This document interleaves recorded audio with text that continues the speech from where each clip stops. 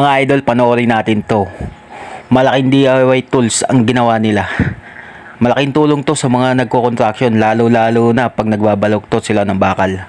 Mga idol, panoorin nyo. Kung nahirapan kayo magpasok ng sinulid sa karayom, kumuha kayo ng cotton buds, tapos gupitin nyo, tapos kumuha kayo ng hibla ng nylon na walis, tapos lagyan nyo ng super glue. Yan o. Tapos ipasok nyo sa karayom. O diba? Ganyan lang pala kadali. Panoorin natin to mga idol. Kadalasan diba ganito tayo magbuhol ng mga wire. So mali pala yan. So ito panoorin mo kung paano.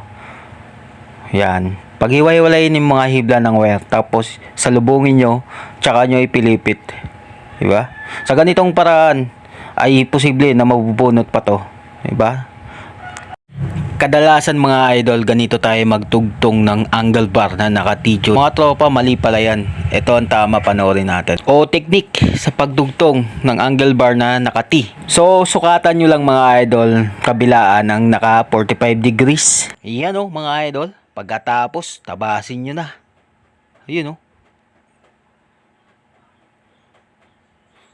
Tapos, lagay nyo na yung tinabas nyo. Saktong-sakto mga idol. Ang galing.